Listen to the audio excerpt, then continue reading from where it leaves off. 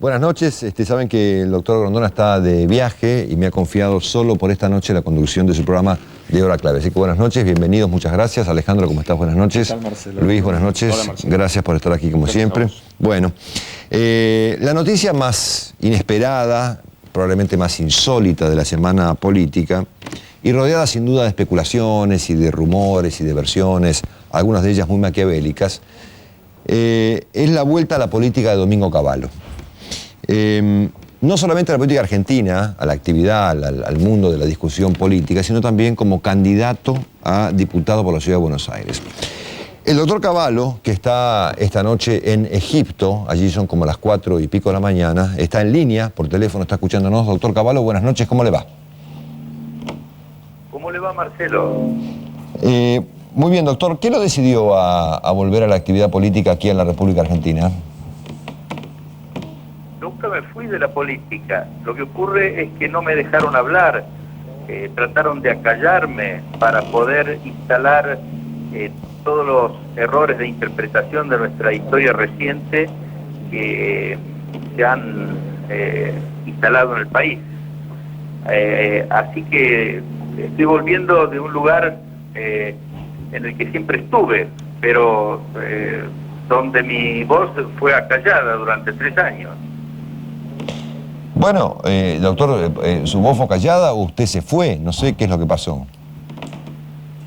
No, justamente en febrero del 2002, cuando todavía al corralón no le habían puesto nombre, yo salí una mañana con un artículo en La Nación y expliqué que la especificación combinada con devaluación y reprogramación forzosa de depósitos era un verdadero cepo o era una forma de expropiar los depósitos. Y el que era vocero de Duhalde en ese momento, el señor Amadeo, salió a darle instrucción a todo el periodismo para que no dejaran que yo me expresara. Y entonces después a todos esos desmanejos les llamaron corralón para que la gente los confundiera con el corralito.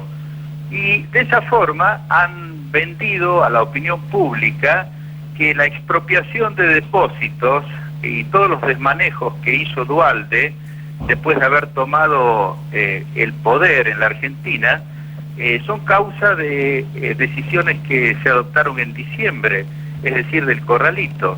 Desde entonces, durante 3 años, prácticamente no pude hablar, y cada vez que yo salía trataban de silenciarme. Entonces ahora tomé la decisión de no dejarme amilanar como en el pasado. Esa es la única diferencia. En cuanto a mi candidatura, es una propuesta de los jóvenes de mi partido y yo todavía no he tomado una decisión. La voy a adoptar la primera semana de julio.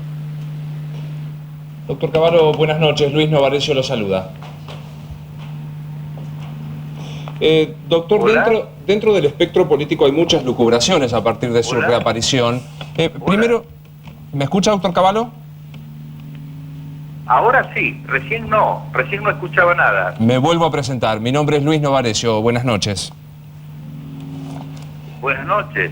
Le decía que dentro de las lucubraciones del campo político, que las hay y muchas, se especula con que usted viene a ocupar un lugar en el centro derecha del espectro político y algunos dicen favoreciendo la estrategia del presidente Kirchner, quitándole votos a López Murphy y a Macri. Primero, ¿ha tenido algún contacto en todo este tiempo con el gobierno de Kirchner y qué piensa de esta lucubración? Absolutamente ninguno, cosa que es bien conocido, que yo no tengo ningún contacto con el gobierno de Kirchner. Y además, si mi discurso va a ser el que le anticipé, es decir, que la gente tenga en claro qué es lo que ocurrió en la Argentina, para que se pueda hablar de las posibles soluciones hacia el futuro, no partiendo del tremendo error que se le ha metido en la mente a la gente en los últimos 3 años, sino de la verdadera realidad que estamos viviendo. Nadie puede pensar que yo lo estoy haciendo en función de intereses políticos del gobierno de Kirchner. Y además, yo no voy a atacar para nada a candidatos como López Murphy o como Macri. todo lo contrario. Si yo llego al Congreso Nacional, en caso que sea candidato, me voy a sumar, si ellos me admiten, precisamente a la prédica de ellos, porque yo coincido con el planteo, sobre todo el que está haciendo tan claramente López Murphy. Cavallo, Alejandro Rosichner, ¿qué tal? ¿Me escucha? Hola, Cavallo. No sé si me escucha o no. Cavallo. Hola. Hola, Cavallo, ¿me escucha? Sí, no sé si mis respuestas salen al aire. Las respuestas llegan bien, tardan un poco las preguntas. No escucho bien desde aquí.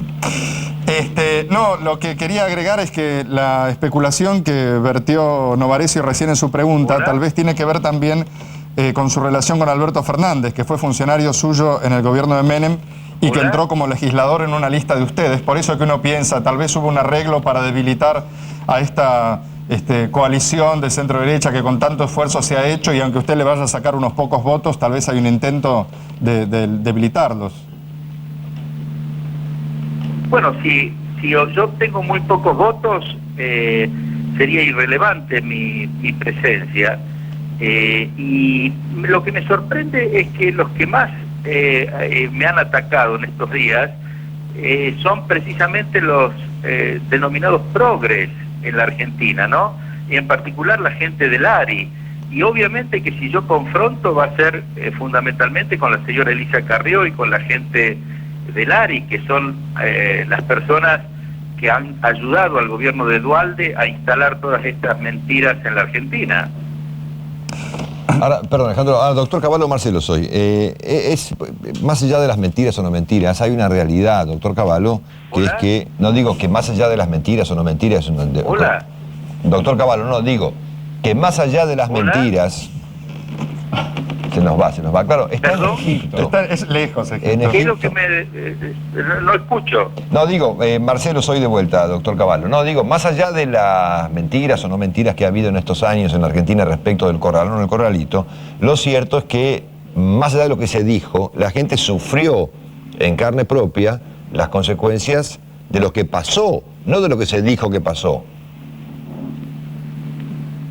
Sin duda la gente sufrió muchísimo y sigue sufriendo muchísimo, porque bajaron los salarios reales, sobre todo de la gente que está en la economía informal, y también bajaron las jubilaciones en términos de poder adquisitivo, y un montón de gente perdió muchísimos años de su vida que habían sido ahorrados y se habían transformado en ahorros genuinos en la Argentina. Así que la gente sufrió mucho y sigue sufriendo, porque por ejemplo con la especificación y el hecho de que aparentemente la Suprema Corte va a conformar o declarar constitucional esa barbaridad jurídica que ha sido la especificación de los depósitos, se va a consolidar la expropiación que le hicieron a la gente. Y bueno, ¿para qué decirle a los trabajadores, a los que le han quitado 30 o 40% de su ingreso? Sin duda la gente ha sufrido mucho, pero los responsables de ese sufrimiento son los que adoptaron esas medidas aberrantes de enero, febrero del año 2002. Ahora, doctor Cavallo, ¿no siente una cuota de responsabilidad en cuanto al comienzo de la expropiación con el corralito y la indisponibilidad de los dineros? Digo, los ciudadanos que confiaron en los bancos vieron con sus decisiones que no podían quitarlos.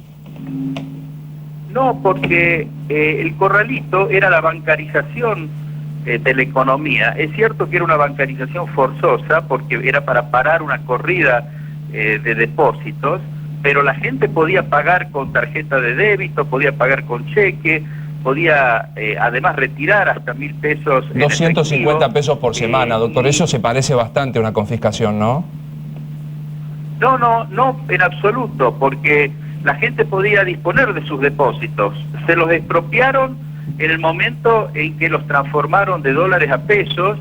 Además, difirieron los vencimientos en 2, 3, 10 años, es decir, reestructuraron los depósitos y además produjeron una devaluación enorme que le quitó el valor a los depósitos que la gente tenía.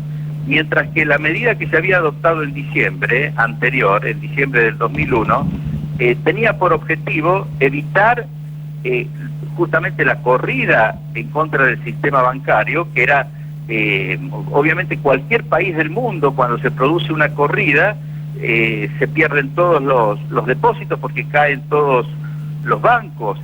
Para evitar eso es que se puso una restricción al retiro en efectivo, pero la gente podía pagar con sus depósitos, tenía la plena disponibilidad de sus depósitos. Ahora, doctor, mi impresión personal es que su figura genera hoy en la Argentina una cierta irritación. No sé si ponerle todavía, pero en cualquier caso la irritación está. De hecho, mañana hay una marcha ahí a su departamento de la Avenida Libertador.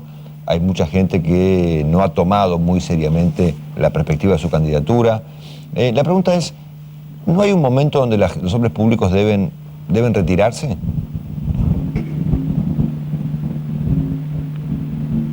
¿Hola?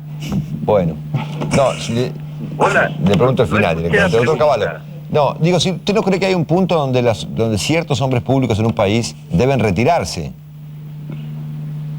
¿Usted quiere que yo me retire, Marcelo? No, yo no quiero, yo le pregunto, doctor Cavallo. Desaparezca del escenario público, lo mismo que aquella mañana de febrero del 2002, cuando usted y otros periodistas de la Argentina salieron a callarme y no me dejaron explicar que se les estaban expropiando los depósitos, argumentando que era continuidad del corralito, cuando en realidad precisamente el corralito se había puesto para evitar la especificación y la devaluación que venían proponiendo los grandes deudores de la economía, comenzando por la provincia de Buenos Aires, que había gastado muchísimo y que había acumulado una enorme deuda que no quería pagar, y que, igual que otros grandes empresarios, decidieron tirársela sobre las espaldas a la gente. Doctor Cavallo, es decir, ¿por qué quieren que yo no hable? ¿Por qué quieren que yo esté afuera de la Argentina? ¿Qué sentido tiene? Es la misma estrategia que se aplica a mucha gente, a la que se la atemoriza para que no se manifieste en la Argentina. Yo creo que esto es muy malo para la democracia argentina, que los argentinos nos sintamos acallados en lo que tenemos que decir y lo que tenemos que explicar de nuestras ideas para el futuro y también de las interpretaciones de nuestra historia reciente. Doctor Cavallo, es un debate difícil de llevar entre El Cairo y Buenos Aires esta noche, pero ciertamente no creo haber cumplido yo ningún papel en su eventual prohibición de hablar. Ciertamente no, digamos, me parece que ha dicho usted una cosa que no es correcta, ¿no es cierto? ¿Se acuerda, Marcelo, aquella mañana de febrero del 2002, cuando yo había publicado un artículo en La Nación titulado El cepo, hay que eliminar el cepo sobre los depósitos, que todo el periodismo argentino, incluido usted, salieron a callarme? No, una cosa es acallarlo, doctor Cavallo, otra cosa es criticarlo, digamos. Me metió preso injustamente. Bueno, sin duda que eso fue injusto, pero ciertamente, doctor Cavallo. Para amedrentar a mi familia. Doctor Cavallo. ¿No tengo yo derecho a volver a mi patria y luchar por mis ideales y explicar qué es lo que yo creo que pasó en la Argentina? No, está muy bien. Sobre todo, pero las consecuencias de la interpretación errónea que se hace de lo que pasó, doctor que va Cavallo, a tener efectos muy negativos hacia el futuro. Una cosa es haberlo criticado y otra cosa es intentar acallarlo, digamos. ¿Sabe qué? La Argentina está muy sensible últimamente con estas cosas de criticar y acallar, y me parece que usted ha entrado en una variante una variante muy argentina de esta época, ¿no es cierto? Confundir criticar con acallar. Hola.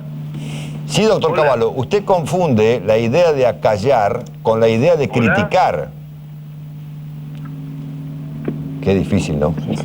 Doctor Cavallo, ¿me escucha? Claro. Bueno, lo hemos acallado, ¿eh? Es gracioso pensar que es como una metáfora de la distancia que hay en el diálogo entre su posición y la que nosotros tratábamos de... Sí, bueno, ahí está. Es la vuelta a la política argentina de Domingo Felipe Cavallo, un hombre muy polémico, por cierto, que va a tener un gran debate a su alrededor cuando se instale en la vida política y eventualmente cuando sea candidato. Y ya empezó la polémica porque evidentemente cuando él publicó el artículo que cuando la gente le pedía a Cavallo una autocrítica, Cavallo publica una explicación que fue tomada mal, incluida yo mismo creo haberlo tomado mal. Y claro, todo el mundo lo criticó. Y él ha confundido acallar con criticar.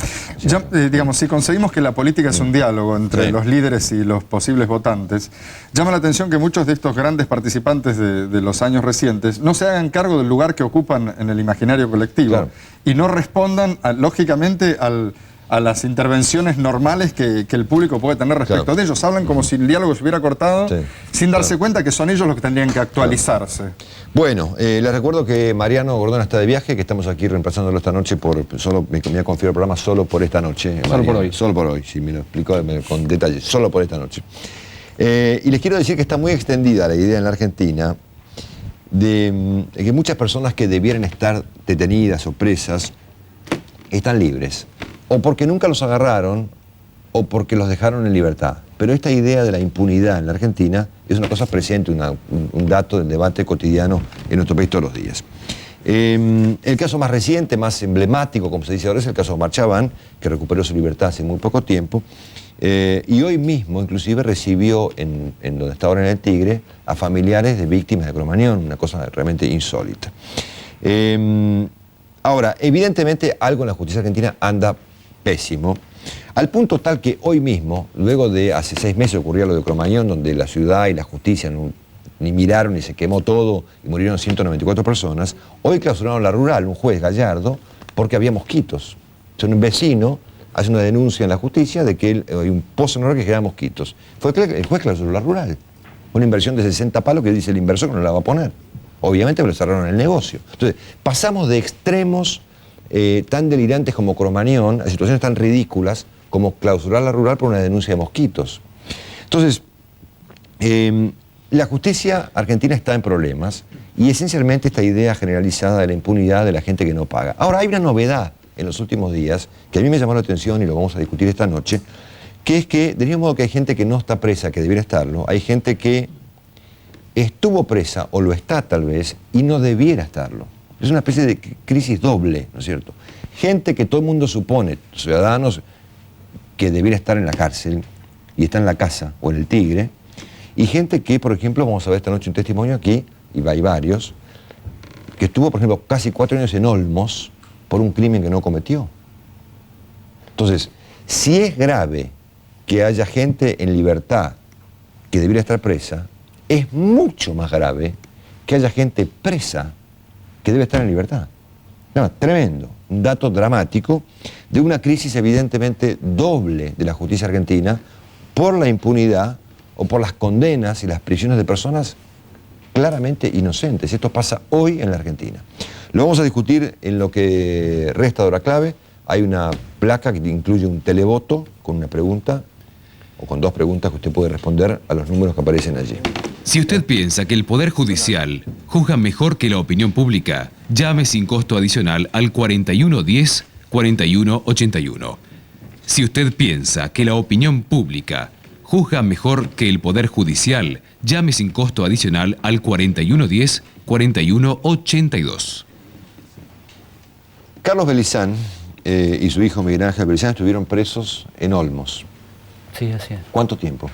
3 años, 6 meses y 10 días. ¿Por qué? Por un homicidio. Por homicidio que no cometieron. No lo cometimos, no. ¿Usted trabaja en el Mercado Central? En ¿O el trabajaba? Mercado Central. Trabajo. Junto con su hijo. Así es. ¿Y cómo fue el caso? Cuéntenos un poquito. Bueno, fue una mañana del 21 de noviembre, a eso de las 5:20 a 5:30, pasé por la ruta 21, por la Ferrera, ¿no? Y vi un cuerpo de un chico sobre el costado de la ruta. Y mis hijos venían durmiendo, venía con 2 hijos, con él que es mayor y un menor. Y me asusté un poco y paró. Paré, pero no al lado del cuerpo, sino un poco más adelante. Le calculo que más o menos de 70 a 100 metros. Y le dije, Miguel, entre vos cortado, porque me asusté un poco, porque me fue tan de golpe, tan repentino, me asusté. Y le dije, Miguel, hay un cuerpo de un chico tirado, le dije. Se bajaron y fueron corriendo ellos 2. Yo no corrí porque me había agarrado miedo y una flojera en las piernas.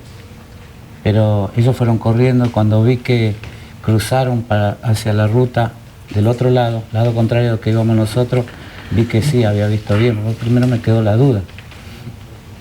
Y cuando vi que pararon una ambulancia, fui corriendo a ellos y don Miguel le dijo que había un cuerpo de un chico tirado, si podía hacer algo. Dijo, no, no puedo hacer nada, llamen a la policía, dijo. Bueno, quise parar un vehículo, un colectivo, no me paró, quise parar otro vehículo, no me paró. Entonces decidimos ir a la camioneta e ir a la comisaría, a la 9ª de Ciudad Evita, que está a pocas cuadras, más o menos 15 cuadras más o menos. Y cuando subimos a la camioneta vimos más o menos que a 200 metros venía un patrullero. Del lado contrario, ¿no? Nosotros íbamos hacia Capital y ellos iban hacia La Ferrere. Entonces nos bajamos de nuevo de la camioneta y cruzamos la ruta corriendo y empezamos a hacer señas. Y paró. Y le dijimos que había un cuerpo de un chico en el costado de la ruta. Bueno, pasaron para este lado, cruzaron el bulevar y fueron hasta donde estaba el cuerpo. Bueno... Y después de 3 años, el tribunal oral, que los había imputado como autores del homicidio y la violación de esta mujer, decidió que había habido errores en la prueba y los han dejado en libertad esta semana. ¿Qué pasó? No era un chico, sino una mujer, digamos. Una mujer. Una mujer. Sí. ¿Cuántos años tenés, Miguel? 24. Desde los 21 entonces pasaste preso hasta ahora. Así es. Una pregunta más personal. ¿Qué sentís hoy cuando la justicia te dijo, discúlpenos, si alguien te lo dijo, sentís odio, bronca? No, en ese momento no sentí odio.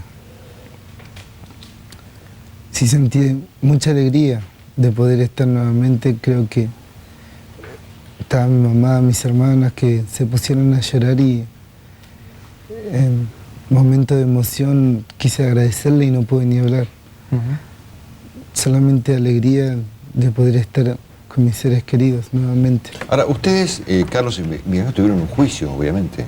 Hubo un juicio en este caso. Sí, 6 días duró. 6 días. Y ustedes explicaron lo que les pasó, que pararon, que vieron un cuerpo, que venía la policía, que lo hicieron. Sí, así. ¿Y qué pasó ahí? No nos creyeron. ¿No les creyeron? No. ¿Tenían pruebas en contra de ustedes? Según ellos sí, tenían la sangre que estaba en mi camioneta. Tenían... ¿Había sangre en tu camioneta? No había sangre. Le explico porque cuando estamos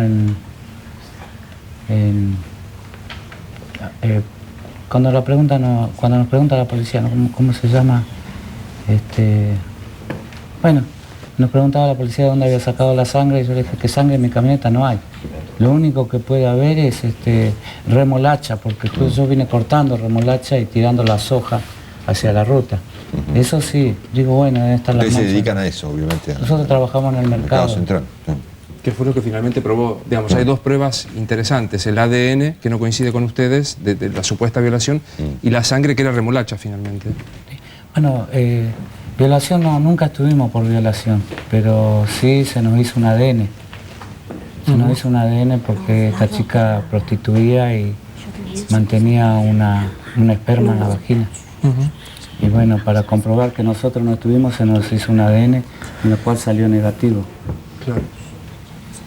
La pregunta es muy torpe y le aseguro no intenta invadir la privacidad de ustedes, pero en estos 3 años en los que estuvieron presos, sintieron que, digamos, la pasaron de una manera tan terrible que sienten que nunca se les va a poder pedir disculpas. No sabría qué contestarle eso. ¿Ustedes qué esperan de los jueces que los tuvieron 3 años presos? Si hoy los tuviera enfrente de ustedes, ¿qué querrían pedirle? No, yo le volvería a agradecer. Le volvería a agradecer porque por un momento tuve miedo, pero ellos han trabajado con una transparencia tremenda. Los jueces que nos enjuiciaron a nosotros. ¿Y de dónde se arma entonces tal equívoco? ¿Cómo es que ustedes son acusados de algo que no cometieron?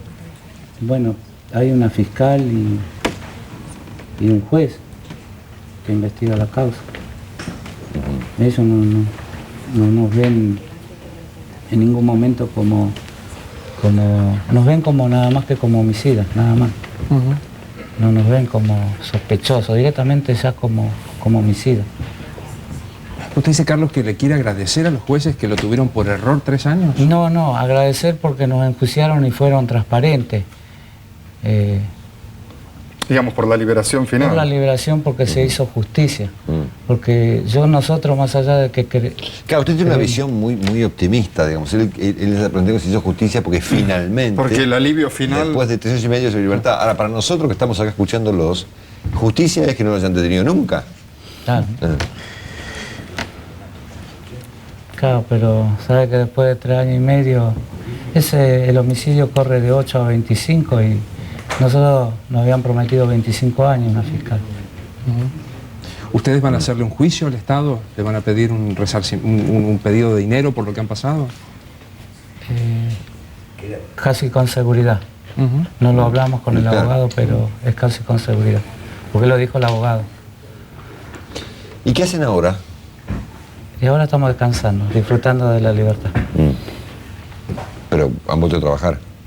Queremos volver lo más pronto posible a trabajar y a volver a hacer lo que éramos antes, ¿no? ¿En algún momento, Miguel, pensaste, estando en la cárcel, nunca más voy a salir de aquí? No, ¿Siempre supiste que ibas a salir? así es. ¿Carlos, lo mismo? Sí, siempre estuvimos confiados que sabíamos lo que éramos y... Yo entiendo, pero usted puede estar confiado 1 mes, 2 meses, 3 meses, 4 meses. Ya al 5.º mes, 3 años y medio estuvieron detenidos. En Olmos. Sí, pero si pensamos así, de esa manera, creo que nos encerramos peor nosotros. Mientras nos declaremos así libres, inocentes, nosotros como que inflábamos a la familia y bueno, sabíamos que no podíamos bajar los brazos porque a pesar de que estábamos encerrados en una cárcel, éramos una columna de una familia. Da la impresión como si ustedes, después de ese tiempo en la cárcel, se hubieran terminado por convencer de que eran culpables aún sin serlo. O sea, como que están liberados y sienten el alivio de una libertad, cuando en realidad, desde el punto de vista nuestro, uno supone que deben tener una gran ira adentro, una gran bronca, ¿no? Por haber padecido una cosa así. No tenemos ira, no tenemos bronca, no tenemos nada de eso. ¿Alguien le pidió disculpas? ¿Alguien, digo, el fiscal, la fiscal, el agente del tribunal oral? Sí, terminado el juicio, los jueces se acercaron, nos pidieron disculpas. El fiscal también. Sabrina, buenas noches. Buenas noches. ¿Cómo estás? ¿Vos estuviste acusada de qué? De un robo automotor y de querer secuestrar a las hijas de Catherine Fulop. ¿Y estuviste presa? Sí. ¿Cuánto tiempo?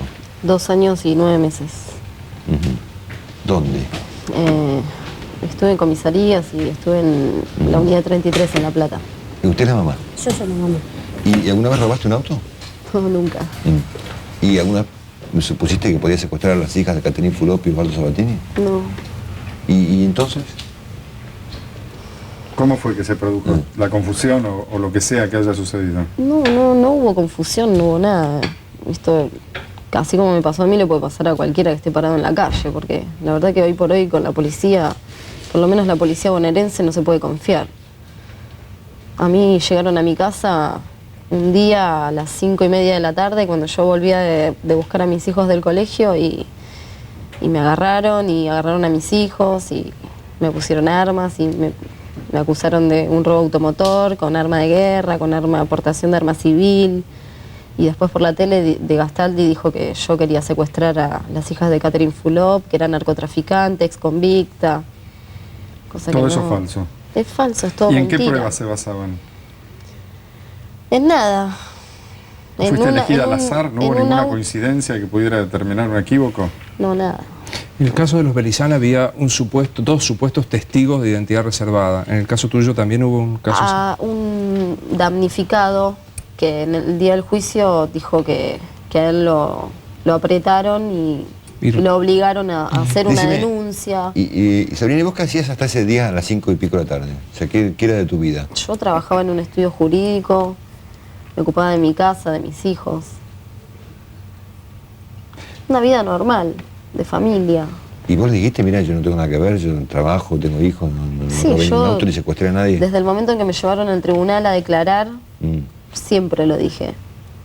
Pero ellos nunca Ellos decían que no, que era mentira, que yo, además de querer secuestrar a la hija de Catherine Fulop, quise secuestrar a Viviana Sacone y que tenía una lista. Bueno, ¿y en tu montón de caso cosas. hubo un juicio?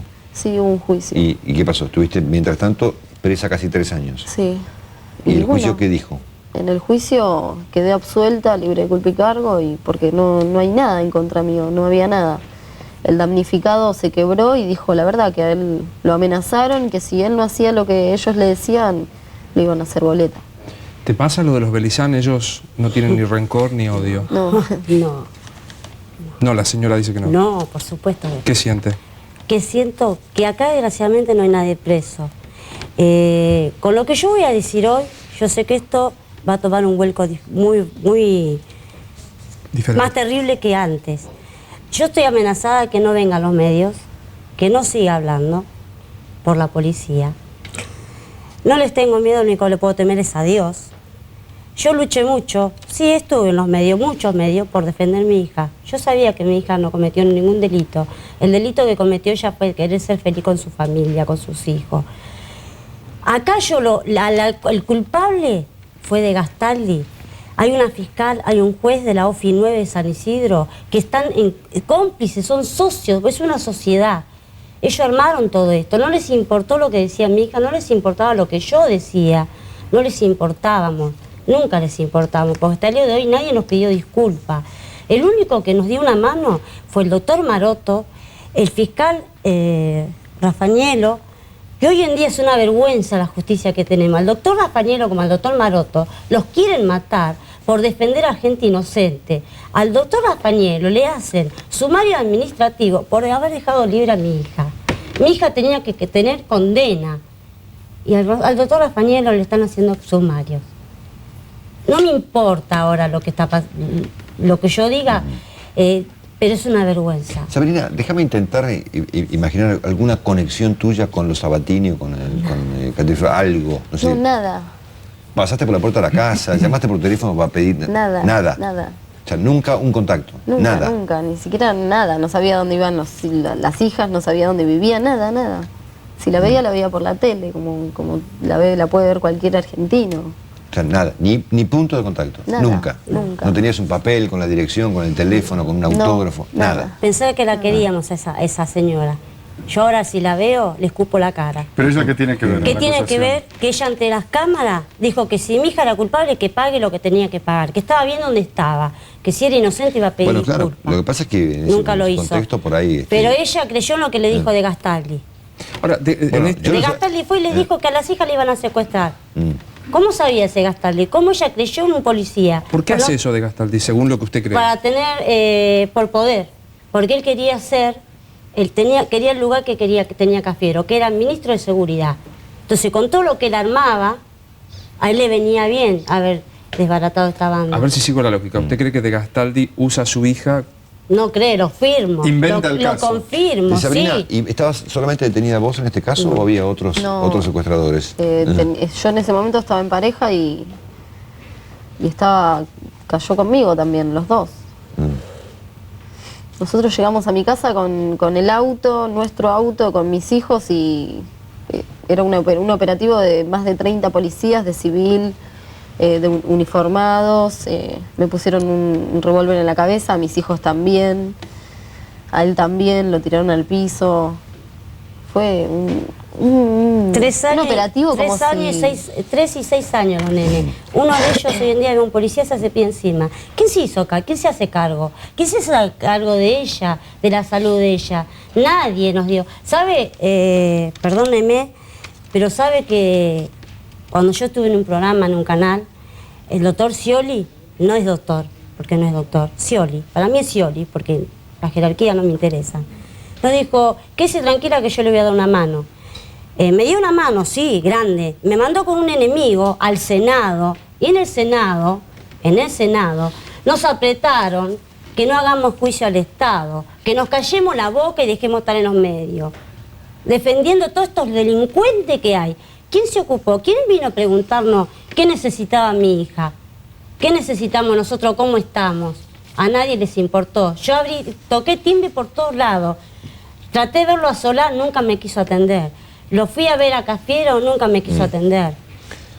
Bueno, el propósito de esto era presentar esta crisis doble de la justicia, que tiene por un lado gente que debiera estar detenida sin duda por crímenes, inclusive está evidentes, y está en libertad porque se escapa, porque nunca la agarran o porque la sueltan, y de esta otra crisis judicial que muestra casos de gente que nada tiene que ver con los delitos que se supone que cometen y han pasado tiempo.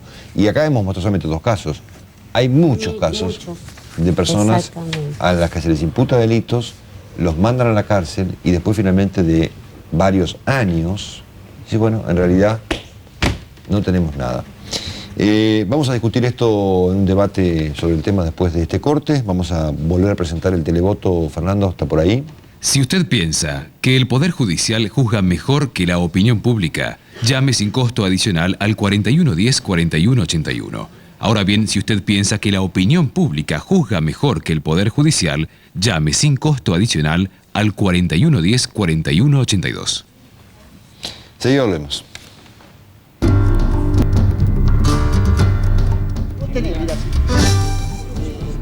Bueno, ustedes no saben la discusión que se acaba de armar acá en el corte. Están aquí Mariano Cuño Libarón. Hola Mariano, buenas noches, ¿cómo estás? El doctor Albino Stefanuolo. Está Vilma Ripoll. Hola Vilma. ¿Cómo estás? Buenas noches. Está Nina Peloso. Están los doctores Suárez. Buenas noches. Y el doctor Miglino. Buenas noches. Hola, ¿qué tal? Mariano, ¿qué opinas? Yo creo que no todos los casos son iguales. A mí no me gusta opinar de los casos que no conozco.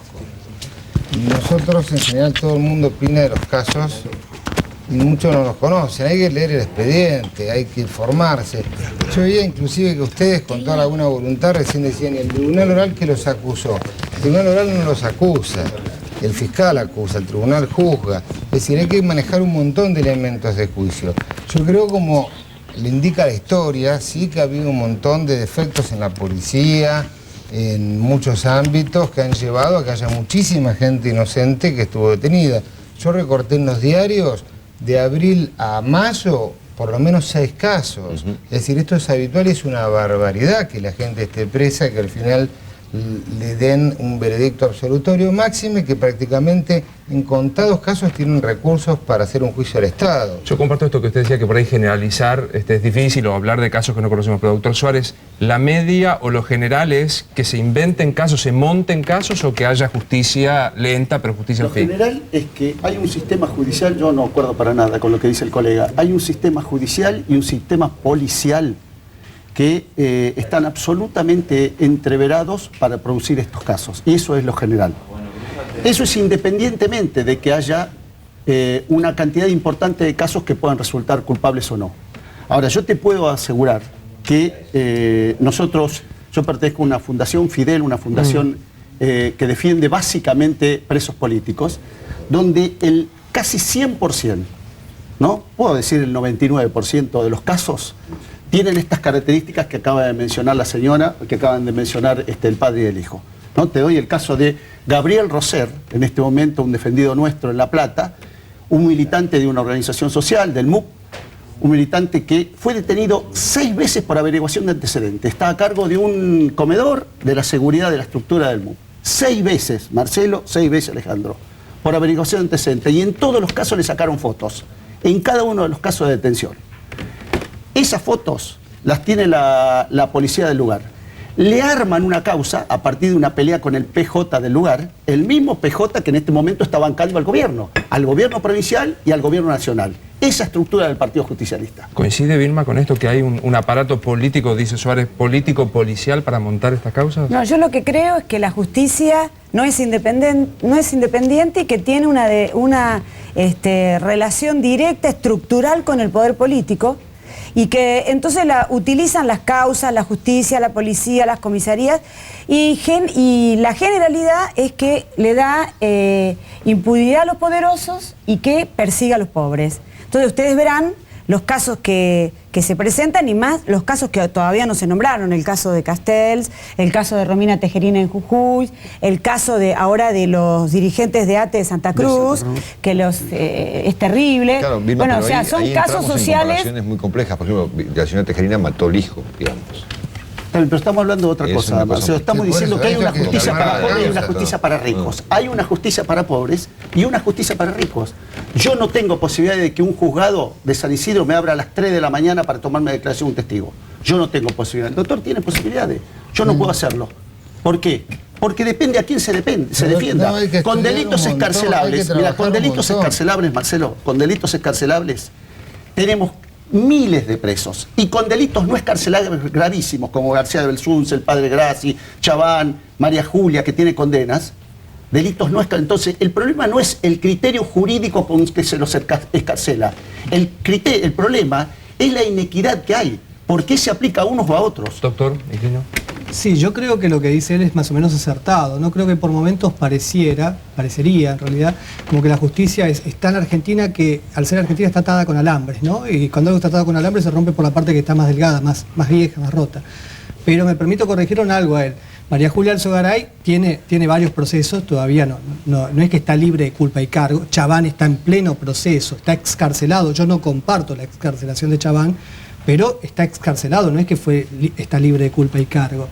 Lo que sí me parece que hay una justicia evidentemente atada con alambres porque, por ejemplo, está la señora Peloso. Yo realmente a Castel no me lo banco, no me banco los piqueteros, sus palos, sus cosas. Pero yo sé que el señor Castel está detenido en una cárcel de máxima seguridad.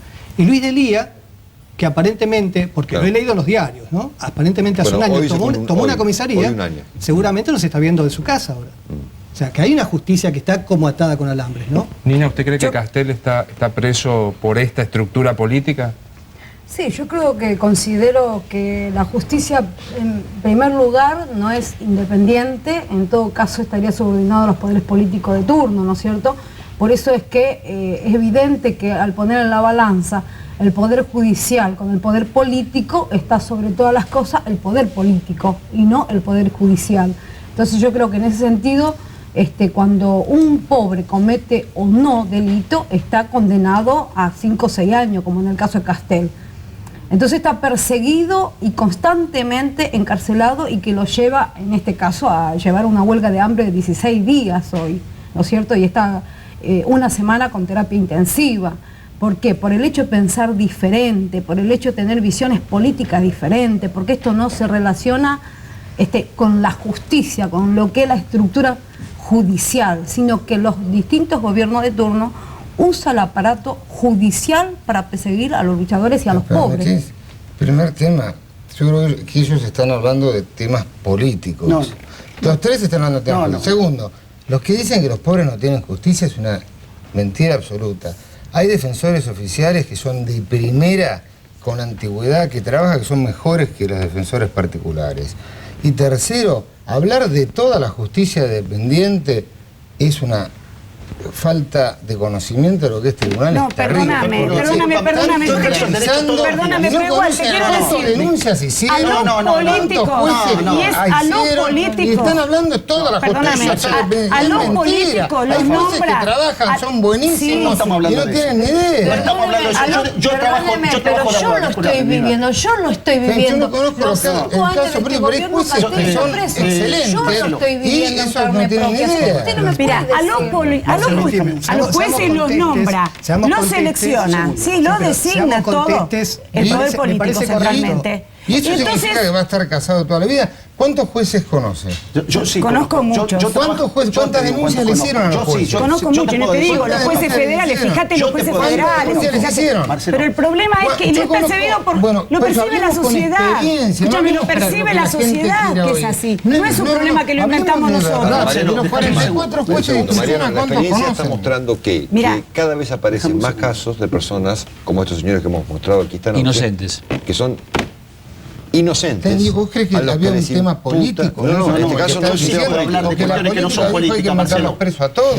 El más educado que no puedo hablar el doctor. Yo sí puedo hablar de cuestiones que no son políticas. Yo me voy a defender a jueces que no tienen nada que ver y los meten en esta bolsa. A ver si dejamos hablar a la persona que falta y somos respetuosos y justos. El punto para mí es aprovechar esta rica posibilidad de debate, Marcelo, en entender que el sentido común nos indica, luego de escuchar a tus invitados, que de respetar el principio de inocencia que la Constitución nos da, esto no hubiese pasado. Porque esta gente, estando en libertad hasta el juicio, no hubiese estado detenida, obviamente, y hubiesen sido inocentes. Y el sentido común indica, y esto es importante que la gente que escucha y que muchas veces cree que el principio de inocencia es una especie de impunidad para que la gente no purgue una pena, indicaría que si hay una sentencia de condena, a partir de esa sentencia de condena debe estar detenido. No al revés. Es un principio básico.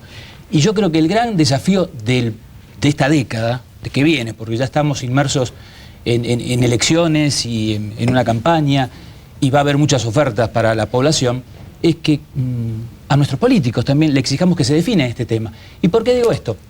Cuando tuvimos la excarcelación de Raúl Villarreal, nos encontramos que la Sala Quinta, a través del voto de Brusone, por ejemplo, y de la doctora Rebori, citan entre sus argumentos jurídicos para avalar el por qué excarcelaban a Raúl Villarreal, tratados y libros de Rigui y del jefe de gobierno Fernández, del jefe de gabinete, entre otros. Y también del diputado que hizo la denuncia contra Casanova, contra justamente Brusone. Y estos tratados, en estos libros, se decía muy claramente qué era el principio de inocencia y cómo funcionaban las excarcelaciones. Justamente vimos desde el poder político, tanto a Rigui como al señor Fernández y como a Casanova, que directamente le pidió juicio político a los jueces que votaron en favor de estas excarcelaciones, borrar intelectualmente, olvidarse de lo que habían escrito en sus tratados, y Alejandro, que es un hombre que de los libros hace honor, es lo peor que se le puede decir a alguien, ¿no? Es decir, aquello que en la soledad y en las cátedras y en la búsqueda de una sociedad mejor se escribe, luego en la función pública se olvida. Y eso es por un poco el televoto de hoy, el humor de la gente. Y ahí venimos a otro tema, el humor de la gente. Creemos que el humor de la gente es decir, todos presos. Por lo tanto, políticamente, si yo digo eso, voy a tener más votos. Lo que yo estoy diciendo ahora, si fuera político, me daría menos votos. Pero como no soy político, pero sí soy un animal político, porque todos lo somos, Marcelo, es importante debatir el principio de inocencia y el respeto. Dos propuestas para mí que tendrían que para darle una salida al problema de esta relación y esta dependencia del poder político que tiene la justicia. Creo, primero, que tendrían que haber jurados populares. La Constitución hace 150 años que plantea la existencia de los jurados populares, que sean personas de la población elegidas por sorteo como en Estados Unidos. Así, igual, aunque te parezca mentira, no lo inventamos de la izquierda. Y creemos, por otro lado, que tiene que haber elección de los jueces y de los fiscales por voto popular y la posibilidad de revocarlos. Porque no sé si todos saben, pero a mí me sorprendió cuando lo conocí. Los jueces son vitalicios. A los presidentes los elegimos cada 4 años. Y a los jueces, una vez que están, no hay quien los mueva, porque así como los ponen por la elección del Congreso, del presidente, del Senado, etcétera, etcétera, o sea, del poder político centralmente, para removerlos tenés que hacer un juicio político. Y nunca nadie remueve a nadie con un juicio político. Yo te lo digo, desde la legislatura del Congreso Nacional no se lo puede remover. Entonces, para terminar con eso, y para que no solo el humor social, sino el criterio social que en un momento determinado de la historia pesa en la sociedad, para los pobres, para los ricos y para todos, la elección de un jurado popular por sorteo te da la posibilidad de que sea rápido, transparente y de que además puedan ellos intervenir en la investigación y en el juzgamiento para que sea equitativo, para que refleje todo. Con el principio de inocencia siempre, porque si cambias un jurado popular y tenés un principio de inocencia violado, estaríamos en la misma. Los hechos, frente a los hechos, es una variable a discutir. Para definir los hechos y para definir... Es sagrado y es violado.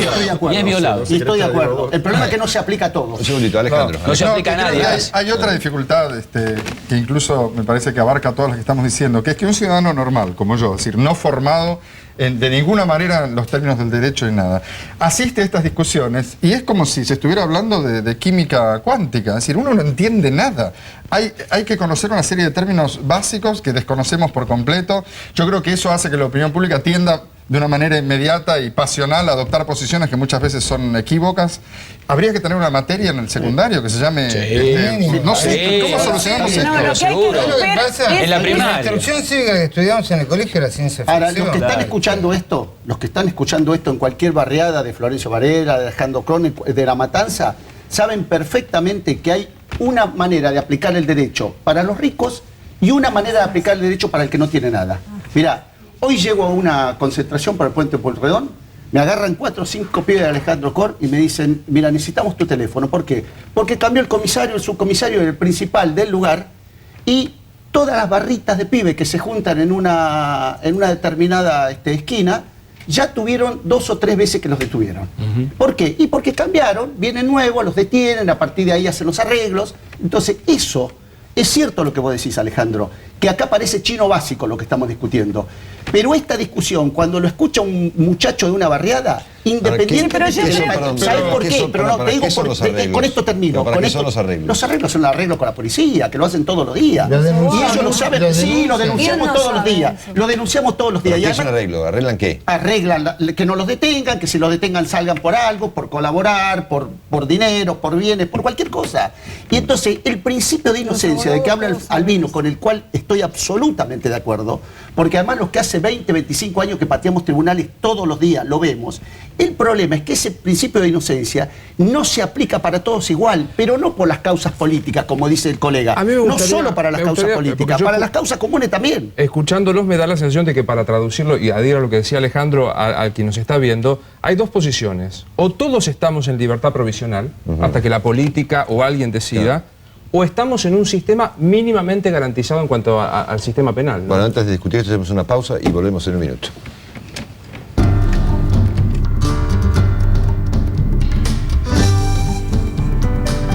Si usted piensa que el Poder Judicial juzga mejor que la opinión pública, llame sin costo adicional al 4110-4181.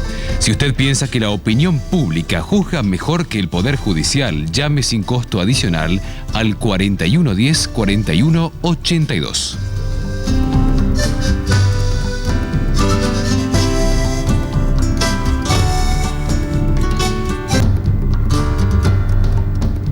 Bueno, Luis, habías planteado una pregunta. Claro, me parece que para tratar de ubicar a dónde estamos, ¿hay un sistema mínimamente garantizador de las libertades, o estamos todos bajo libertad sospechada en cualquier momento? Mira, por cualquier motivo? Yo lo que te decía es que hay una justicia de clase. ¿Qué quiere decir esto? Que hay impunidad. Y eso no se lo tenemos que enseñar a ningún televidente ni a nadie. Lo percibe todo el mundo que sale, que cae en tener que ir a un caso de tribunales o a un caso de un problema de persecución por la policía de un hijo, etcétera, etcétera. Es decir, hay una justicia... ¿Los pobres van presos?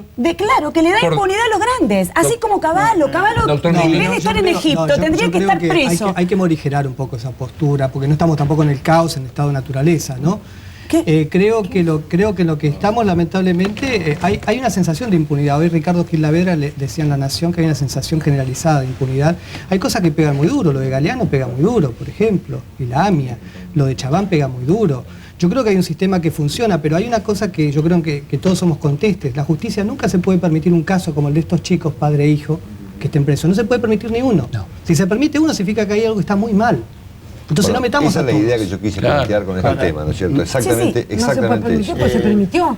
Ocurrió y ocurre. Lo bueno es que no siga ocurriendo, Marcelo. Lo bueno es que no siga ocurriendo. Disculpa. Castel estuvo 2 años con los últimos gobiernos. Bueno, Castel de pido culpa no tiene nada. Y este va a ser exactamente lo mismo, porque acá no hay ningún denunciante, ninguna víctima que dijera que Castel lo extorsionó, lo amenazó o algo por el estilo. No hay ninguna causa de nada, no hay ningún delito, no hay nada. ¿Y los trabajadores? Entonces, ¿qué le va a decir? ¿Lo va a meter 3 años? Prisión preventiva, eso... con 16 años, con 16 días de huelga de hambre, una semana que está con terapia intensiva. ¿Y qué le va a decir después el juez? Discúlpeme, no tiene nada. De esos casos, ¿Qué le va a decir? Como ya lo vivimos. Y hay otro tema importante que es la inequidad que muchas veces se da. Por ejemplo, en el caso, yo hablaba de la excarcelación de Raúl Villarreal, pero es una excarcelación por ahora ficta. Él sigue detenido. ¿Y por qué sigue detenido? Porque no puede pagar la fianza. Entonces entramos, sí, en un tema que tiene estricta relación con el dinero, tenerlo o no tenerlo. Ser o no ser, diría Shakespeare. Ese es el punto.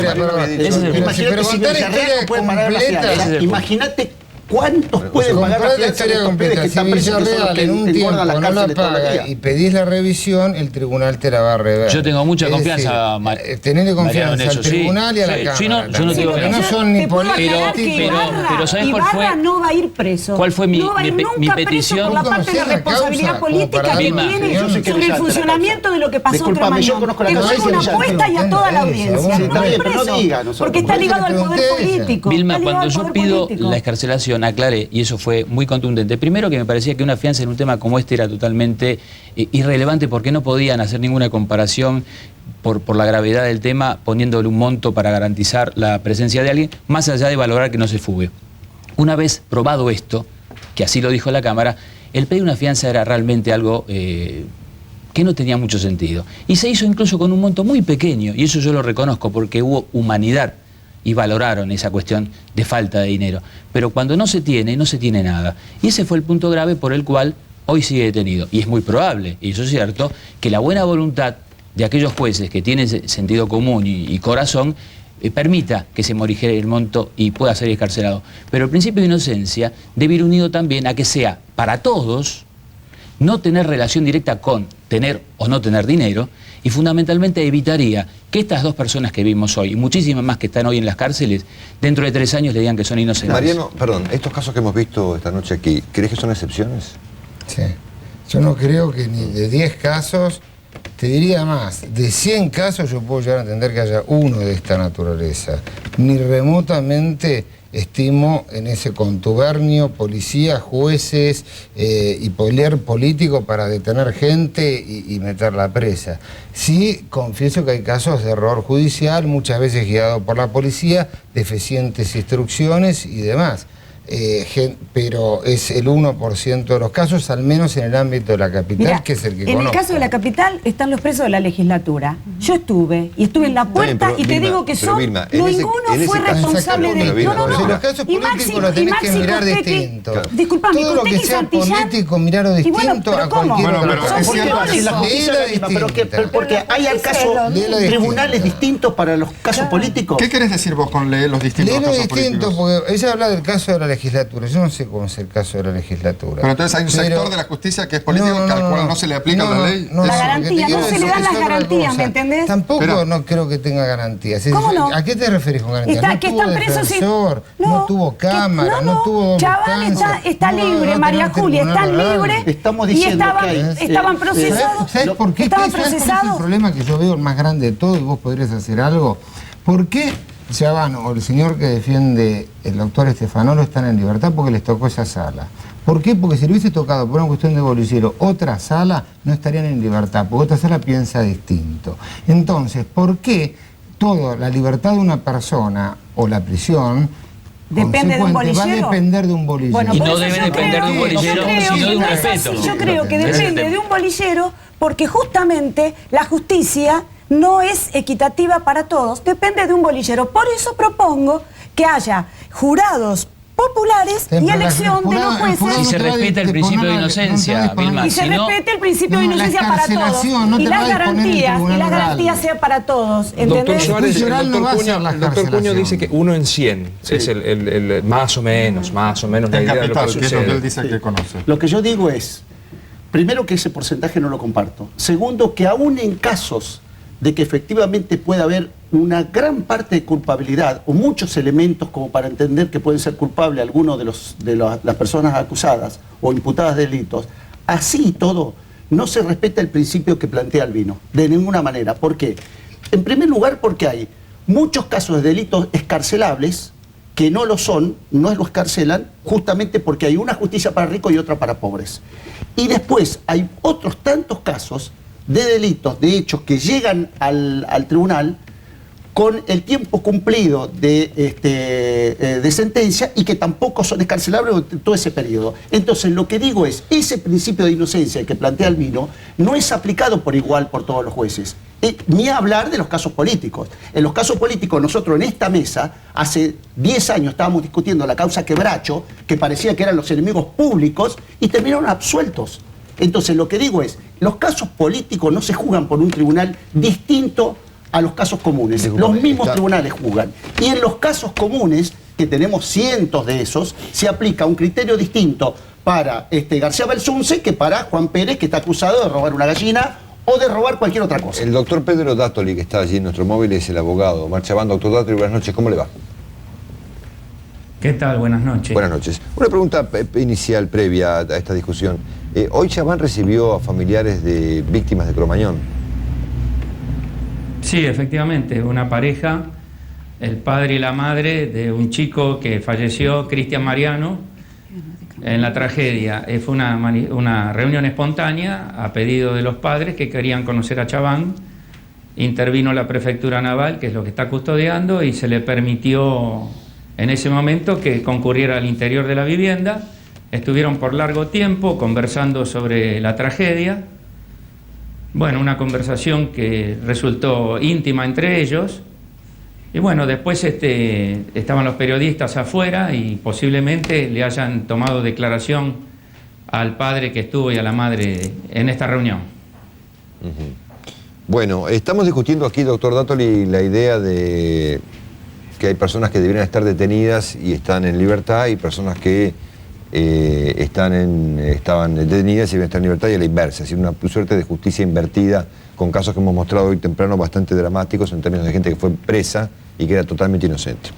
Y la impresión general que tenemos muchos argentinos es que el arquetipo de quien hoy debiera estar detenido y está en libertad es Chabán, ¿no es cierto? Bueno, esto produjo realmente una discusión en la sociedad, pero partamos de una base, a mi criterio, hay criterios diferentes de acuerdo a la doctrina de cada tribunal. Lo ideal sería que aquellos detenidos, o sea, que se proteja el principio de inocencia, y que aquellos detenidos que se encuentran, que son primarios, que no tienen antecedente de ningún tipo, que no pueden considerarse un peligro para la sociedad, tendrían que estar en libertad. Ese es mi criterio. Lamentablemente, sí, en parte hay gente que está detenida y que podría gozar de libertad, y que quedaran solamente en las cárceles aquellos que producen un peligro social, reincidentes a mano armada, homicidio, violadores seriales. Ese sería el principio lógico donde se respetaría más el principio de inocencia. Pero eso no significa impunidad, que quede bien en claro. Son disquisiciones doctrinarias, hay tribunales que lo aceptan y otros no. Esperemos que en el día de mañana los sistemas penológicos modernos mantengan en prisión únicamente aquellos que sean muy peligrosos en el sentido de atentar contra la vida, o violaciones, etcétera, etcétera, que conocemos en la opinión pública, secuestros, y todos los demás en su casa que paguen en la sociedad de otra manera. De todas maneras, uno tiene la sensación, doctor Dáttoli, de que su defendido y en general quienes hablan en términos jurídicos de todos estos asuntos ignoran la gravedad de los hechos, porque se está hablando de la legitimidad de los procedimientos cuando la sociedad está llorando a 194 personas que murieron. Y ese enorme divorcio y ese gran dolor da la impresión que cuando se choca con las palabras judiciales se disolviera o se le quedará inexistente cuando no es inexistente. Por eso es que creo que hay tal reacción popular frente a su defendido. No, no es tanta la reacción popular. Y no hay impunidad. Le puedo asegurar que el juzgado está trabajando tremendamente y estamos esperando que el tribunal oral decida definitivamente cuáles ser las sentencias, condenas o absoluciones que van a tener todos los procesados. Imagínense que hay más de 20 procesados. O sea, acá no estamos en el oscurantismo de la tiranía. Que quede bien claro, yo la sufrí en carne propia en el 24 de marzo del 76. Acá se está obrando a derecho. Que un tribunal se le haya otorgado la excarcelación, se está manteniendo el principio de inocencia. Si él después es condenado y tiene que volver a la cárcel, volverá. Pero que quede claro que también hay 22 imputados que están en libertad. Hay factores políticos. Y no perdamos de vista, no perdamos de vista que esto es una tragedia. Que quede bien claro que esto es una tragedia, no es intencional, no es un violador, no es un asesino con una ametralladora. Que quede bien claro. Bueno, sobre eso hay opiniones. De todas maneras, me gustaría preguntarle si usted ve que hay matices políticos en la causa o no. No, de ninguna manera. Doctor, o sea, yo creo que la causa está dentro de los canales normales de la justicia. No hay ningún tipo de política en esta causa. Yo estoy asiduamente concurriendo todos los días al juzgado, se está trabajando asiduamente, hay más de 110 cuerpos. Los imputados van basándose en base a lo que los querellantes solicitan. Se están pidiendo nuevas declaraciones y el juez evalúa. Es gracioso que usted diga cuerpos para... Sí, ya lo sé. Y bueno, pero es que, digamos... 110 cuerpos... No, perdóneme, no lo estoy acusando. La dictadura tenemos 30.000 muertos. ¿Y eso qué tiene que ver con esta causa? En la dictadura hay 30.000 muertos. Cualquiera que quiere quedar bien ahora... No, porque usted quiere manejar la causa en base a la cantidad de víctimas. Y la causa hay que manejarla en base a lo que pasó. Con la gravedad que el tema merece y que no hablemos de procedimientos y de estupideces cuando hay 194... Todas las causas son graves. Pero no se lo digo a usted siquiera, señor. Yo no creo que usted sea responsable de esto. Está bien. Doctor, usted decía, sin adherir o no a su opinión, que Chabán está libre de acuerdo al principio de la inocencia. ¿Este principio se cumple para todos los que están presos o Chabán de alguna manera tiene esta suerte? Se me cortó. Sí, ¿Nos escucha, doctor Dáttoli? Un momento. Nos está escuchando. Ahora sí. No, el principio de inocencia tiene que regir para todos los que se encuentran procesados. Rige, no solamente concretamente, para Chabán. no rige. No le escucho. Ahora sí. Digo, el principio, nos ponemos todos de acuerdo, tiene que regir para todos. Para Chabán, dice usted, ha regido. ¿Para el resto todos. rige? No se escucha. ¿Para el resto de los que están procesados? Sí. Mientras no sea sentencia, rige el principio de inocencia, pero no se confunda con la excarcelación. No, doctor, le estoy tratando de apelar a su experiencia como penalista. La cantidad de años que usted tiene como abogado, ¿siente que lo que ha pasado con Chabán, el respeto al principio de inocencia, es una ley o no para el resto? No, la diferencia es que hay mucha gente que está presa y tendría que estar en libertad. Eso lo comparto, pero son distintas doctrinas. Eso no significa impunidad. Para mí, todos afuera, en tanto no procedan a afectar la seguridad de la vida de las personas. O sea, el factor residual que queda en la cárcel, el 80% afuera. Doctor Dáttoli, muchas gracias por esta nota, que lo pase usted muy bien. Gracias, doctor. Hasta luego. Bueno, ahí queda... Marcelo, ahí queda una muy cortita. Hablábamos de estadística. Este año yo te puedo hablar de 2 casos en los cuales tuve nulidades en las detenciones de las personas. Una muy conocida, Pipo Chipolati. 14 meses después, la Sala Primera de la Cámara Federal dijo que el procedimiento del doctor Galeano era nulo. Nunca estuvo preso Pipo Chipolati y 14 meses después nos enteramos. En febrero tuve un caso, un señor que estuvo más o menos ese mismo tiempo, pero detenido, y el Tribunal Oral número 6 Federal dijo que también fue nula su detención. Pero estuvo preso casi 1 año y medio. A mí me gustaría Esa es la diferencia. Doctor Cuño Ladrona, porque hoy hablamos de esto de la sensación de la gente, ¿no? De no manejarnos por esto. ¿Cómo funciona? Estoy seguro que la gente que vio el caso Belizán y el caso de Sabrina está escandalizada. Pero probablemente mucha de esa gente escandalizada haya ido a marchas de silencio pidiendo más mano dura. ¿Cómo funciona eso? Yo creo que el tema es así. Acá les diría desde el juicio a las juntas en adelante es cuando empezó a tomar intervención en los medios la justicia. Caso después vino Jock Lender y vieron algunos otros casos que fueron cada vez más públicos y los argentinos tenemos mucha tendencia a lanzarnos a opinar de todo. Entonces, sobre esa base también somos jueces, defensores y demás.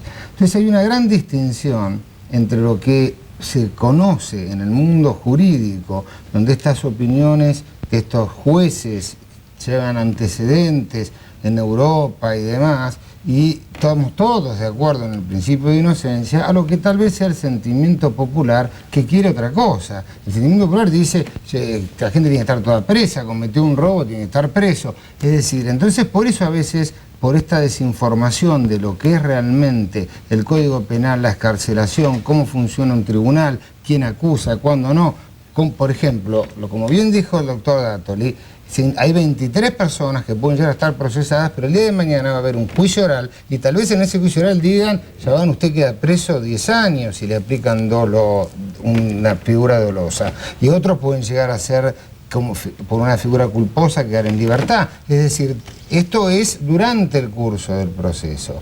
Entonces, falta información para poder opinar. La gente siente. ¿Qué es lo que siente? Siente que no puede salir a la calle, que le roban los funcionarios, que hay una corrupción generalizada, que no puede ir a una cancha de fútbol, etc. Eso lo vivimos todos. Frente a eso, para mí tampoco la solución es el derecho penal. El derecho penal no es el mecanismo que subiendo penas o metiendo gente presa va a solucionar la seguridad en la Argentina. Yo creo que hay que ir a una política de prevención que acá no existe en nuestro país, una política criminal que tampoco le dan mayor atención, y creo también que quiere las reales causas del delito que pasan porque la gente trabaje, que no haya pobreza, etcétera, etcétera. Nos vamos al corte llenos de dudas. Si los que están presos deben estar libres y los que están libres deben estar presos. Fernando, el televoto, y nos vamos al corte. ¿Cómo no? Si usted piensa que el Poder Judicial juzga mejor que la opinión pública, llame sin costo adicional al 4110-4181. Si usted piensa que la opinión pública juzga mejor que el Poder Judicial, llame sin costo adicional al 4110-4182.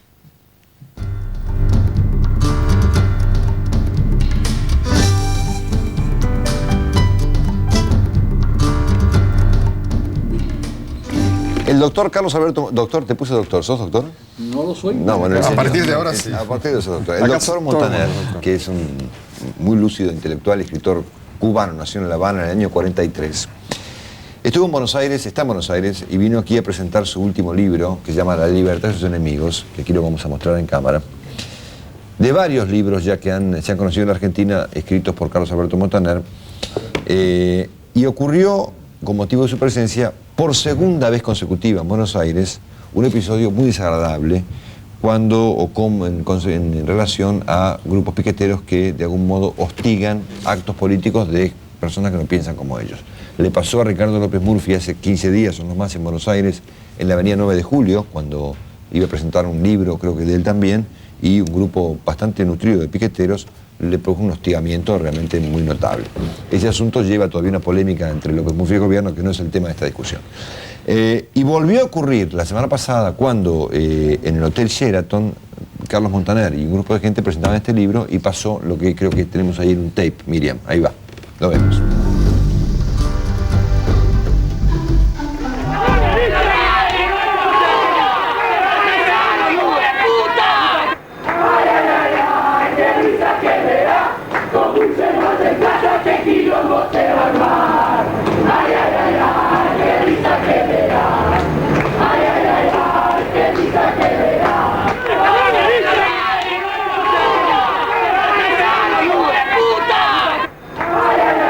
Bueno, yo creo que acá hay toda una paradoja, Carlos. Son críticos literarios extremos, ¿no?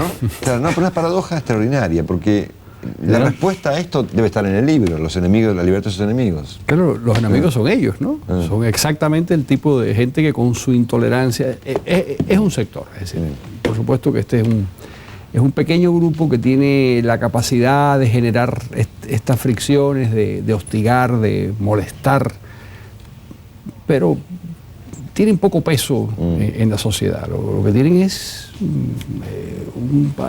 son capaces de hacer mucho ruido, eso hasta ahí llega y a veces daño. En Rosario repitieron la cosa, pero fueron más agresivos incluso en Rosario. Yo me acabo de enterar el viernes. Sí, este viernes. Así es. ¿López Murphy presentaba su libro? Sí, no, contra Ricardo fue terrible las cosas que decían y yo creo que había una especie de animadversión especial. Contra él y contra mí, porque también la embajada cubana se dedica a hacer estas cosas. Es decir, la embajada cubana es muy sistemática en su trabajo de acoso a los demócratas de la oposición y hace estas cosas y tiene además sus aliados en toda América Latina y aquí pues es un grupo bastante nutrido. Entonces pues ahí está la mano de la embajada. Esto se arregla el día que del Ministerio de Asuntos Exteriores los llamen y les digan que no hagan estas cosas, que estos pogromos que están muy mal en Cuba, pero bueno, en Cuba ya no hay manera de evitar que lo hagan, pero que no los hagan fuera de Cuba, que no ahora, continúen Carlos, con esa política fuera de Cuba. A propósito de esto, te planteé un dilema que excede tu propio caso, digamos. ¿Qué debe hacer un gobierno frente a esto? Porque este caso que hemos visto con vos y tu libro, que ocurrió con López Murphy, va a empezar a ocurrir en la Argentina, va a pasar a otros políticos seguramente, y pasa en las calles de Buenos Aires todos los días. Entonces, ¿qué debe hacer un gobierno democrático frente a los enemigos de la libertad? Yo creo que hacer cumplir la ley es muy importante. Yo creo que sin duda alguna por ejemplo, aquí ocurren cosas que si ocurrieran en Londres, yo no estoy diciendo una dictadura, si ocurrieran en Londres, la policía actuaría con mucha más firmeza frente a quienes rompen el orden público, quienes impiden que las personas caminen por las calles, quienes bloquean edificios, esas cosas no se pueden. Y en Francia sería todavía peor, la policía francesa. Bueno, en Francia yo lo he visto. Claro, tú sabes. Personalmente lo he visto. Digamos. ¿Qué viste? No, vi como la policía saca patadas a la gente que se le ocurre entrar a una calle en 1 minuto 10 segundos. Entonces, impresionante. En Francia, sí. Cuna de la democracia. Yo creo que... Lo he visto en Estados Unidos también. En con Estados un Unidos, caso que tremendo. le pasó a un argentino, no me acuerdo.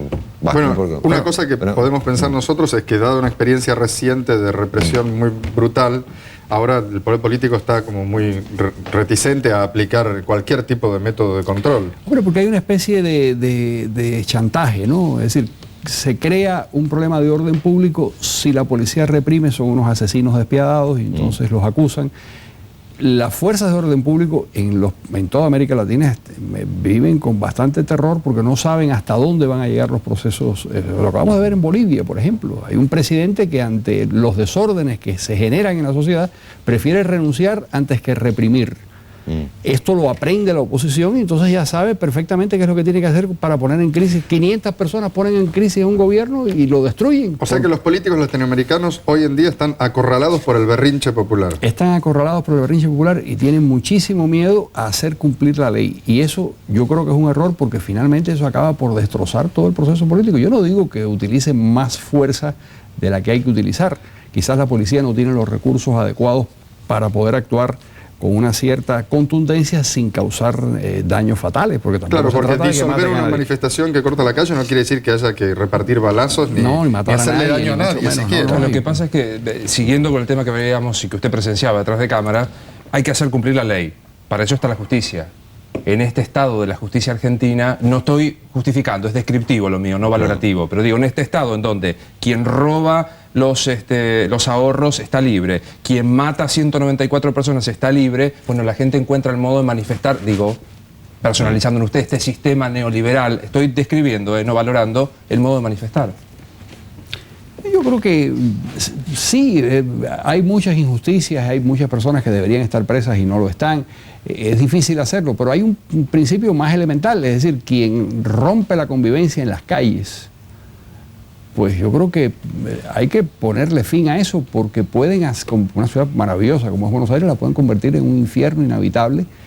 500 personas que se vayan de control y eso me parece que es algo terrible, independientemente de que hay otras injusticias, pero tampoco podemos paralizarnos porque en todos los estados siempre hay otras injusticias, es decir, la justicia no es perfecta en ninguna parte, son grados de imperfección.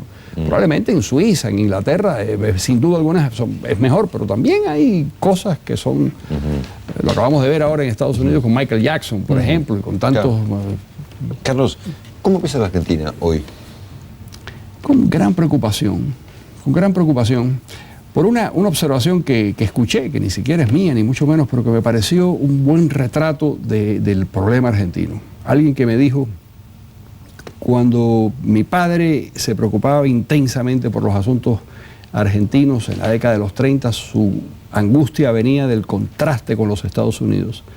Ahora mi angustia viene del contraste con Brasil, lo que quiere decir que hay un declive bastante grande en el grado de éxito de este país que hace 40 años se comparaba con los Estados Unidos o con Canadá y buscaba ahí su modo de encontrar el rumbo que le correspondía, y hoy en día estamos en la fase de sentirnos incómodos porque los brasileros en algunos casos han sobrepasado, en bastantes casos en el terreno técnico y científico, han sobrepasado los niveles de Argentina. Yo creo que hay un proceso que fue lo que conté en esa charla del Sheraton. Hay un proceso de descivilización, es decir, hay un proceso de... El país va declinando poco a poco, a veces aceleradamente, y se va alejando del corazón y el cerebro de Occidente, que era donde debería estar. Un país como este no tiene, insisto en eso, no tiene ninguna justificación para no pertenecer al pelotón de vanguardia del mundo, ninguna. Tiene el capital humano, tiene las condiciones naturales, lo tiene todo. ¿Qué le falla? Le falla el sistema político, le fallan las élites, las clases dirigentes. El país ha perdido el sentido de orientación. No hay un consenso entre la clase dirigente hacia dónde debe ir el país. No hay un proyecto general que comparta el 95% de los demócratas del país. Lo que planteas no es un detalle, es el punto, digamos. Ese es exactamente, ese es el problema, ¿verdad? Y ese es un problema, desgraciadamente, latinoamericano. Con la excepción de Chile, lo que nosotros observamos en toda América Latina es la pérdida del consenso de hacia dónde debe ir la sociedad. Y grupos que piden cosas que son totalmente opuestas, que no pueden concederse. ¿Por qué se salva un país como España, o un país como Chile, o un país como Irlanda, por poner ejemplos? Porque da igual que gobierne Felipe González, o da igual que gobierne el señor Aznar, o que ahora venga el señor Zapatero en el caso de España, se van a mover todos dentro de un arco, primero conceptual muy parecido, con donde se discuten ciertos matices, pero no tienen duda de hacia dónde debe ir el país. Eso está perfectamente claro. Eso no lo encontramos en América Latina. Encontramos gente que pide las cosas más delirantes. El caso de Bolivia es el caso extremo, ¿no? Porque tenemos 3 grupos políticos que piden 3 cosas totalmente opuestas unas a otras. ¿Cómo evoluciona una sociedad para lograr ese consenso? Yo creo que y lo aprendí en un seminario en el que fueron los representantes de 25 sociedades que habían hecho, especialistas de 25 sociedades que habían hecho su transformación en los últimos 25 años. Desde Singapur hasta Irlanda, pasando incluso por Turquía, que era un caso interesante. Y la conclusión general fue, pero fue apabullante, es el trabajo de la clase dirigente. Claro. Es decir, no es, el cambio nunca viene desde la base de la sociedad. El cambio viene de la clase dirigente que llega a un punto de inflexión o por una catástrofe tremenda o porque hay un grupo político que tiene la capacidad de persuadir a los demás, pero es la clase dirigente la que en un momento dado le da un vuelco a la situación, es capaz de convencer a los demás de cuál es el camino que hay que seguir. Decime, ¿y siempre hay algo que produce ese vuelco? Generalmente. Generalmente sí, generalmente hay un... Lo que suele ocurrir es que hay un grupo político dentro de uno de los grandes partidos, dentro de una de las grandes tendencias, que asume el poder, convence a los demás, los persuade y van en una dirección. Acá les tengo una mala noticia, acá esa cosa ya pasó. Catástrofe tuvimos. Catástrofe tuvimos ya. Bueno, esa es la hace como 4 años ya. Yo recuerdo cuando en la década de los 90, entre las 50.000 predicciones equivocadas que yo he hecho, y además de juicios erróneos, llegué a la maravillosa conclusión de que Argentina había recuperado su destino histórico y estaba en el camino para siempre de la prosperidad y del liderazgo latinoamericano. Por supuesto me equivoqué. Entre eso y las veces que predigo el fin inmediato de la dictadura de Castro, yo no sé cuántas veces me voy a equivocar. Bueno, ¿se puede hacer una construcción de 5 o 6 coincidencias básicas como España, como Irlanda, con dirigentes que no pueden hacer autocrítica? Esta noche fue un ejemplo. Hace 2 noches con Rodríguez Sá y con Menem. Digo, siempre la culpa hacia atrás, hasta Rivadavia. ¿Se puede con esta dirigencia ausente de autocrítica? Bueno, eso es un punto muy importante, porque otra de las características de los países que han dado el salto es que llega un punto en el que cancelan el análisis del pasado y empiezan a mirar el futuro. Porque ya saben que no pueden salvar el pasado, que lo único que pueden salvar es el futuro. Y entonces lo que se empiezan a proyectar un país en los próximos 15 años, que es una generación. No el país de los próximos 4, no el país de la próxima cita electoral. El país de los próximos 15 años, que es la próxima generación. ¿Dónde queremos estar cuando los muchachos que hoy están en la escuela primaria ya vayan a sufragar y vayan a votar en las próximas elecciones? Cuando la clase dirigente llega a ese punto de madurez, el país de nuevo toma el rumbo. Porque lo interesante es que es muy rápido el proceso de reenganche a la cabeza del primer mundo. No es una cosa que toma 100 años, no, toma 15 años. En 15 años Corea del Sur se transformó.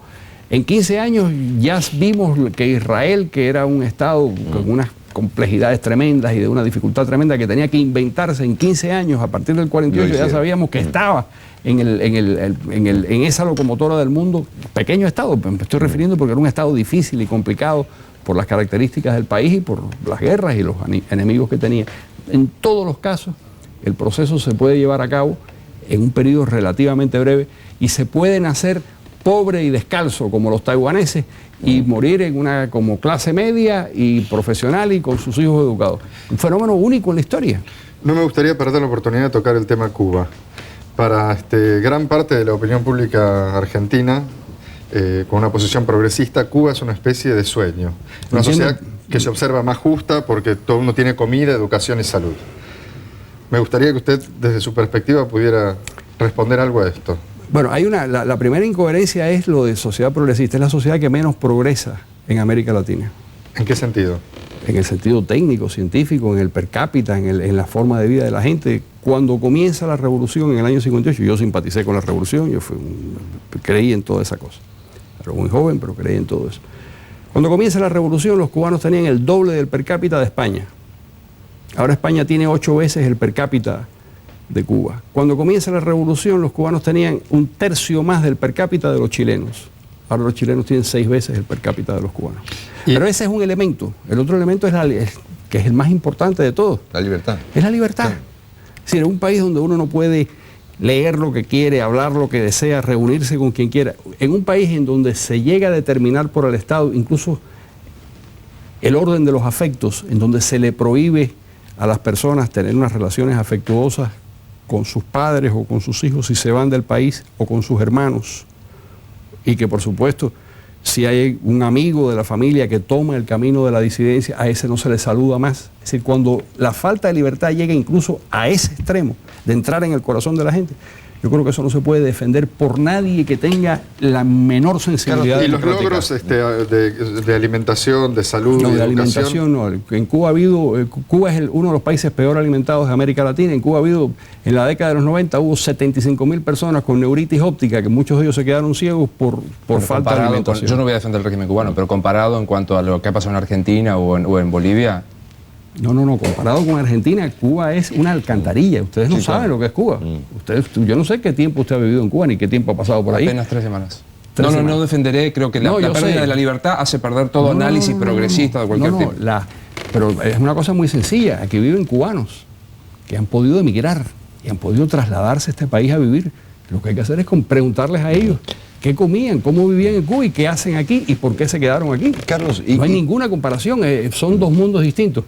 Con Cuba va a pasar como pasó con el este, que había unas leyendas sobre el modo de vida en el este que se derrumbaron junto con el muro. Y cuando se iluminó lo que ocurría efectivamente en el este, cuando se sepa, los cubanos lo sabemos. ¿Por qué se van? ¿Por qué una familia se monta en una balsa con el riesgo de morir? Si no es porque la situación es Carlos, ¿y qué camino crees que va Venezuela? Yo creo que va en la peor de las direcciones. Este señor es un revolucionario iluminado que va a salvar a Venezuela, va a reconstruir la patria bolivariana en el mundo andino y va a llevar ese país, ya lo está llevando al desastre, cada vez más pobreza, cada vez más desempleo, cada vez más corrupción, pero todo esto acompañado con un sueño militarista muy peligroso. Anunció la creación de una milicia de 2.300.000 personas, una décima parte de la población. Si solamente logra crear una milicia de 600.000 personas, ya eso es 4 veces el tamaño del ejército brasilero, en la frontera, por supuesto, de Brasil. Esos ejércitos y esos aparatos militares, como ocurrió con Cuba, crean sus funciones.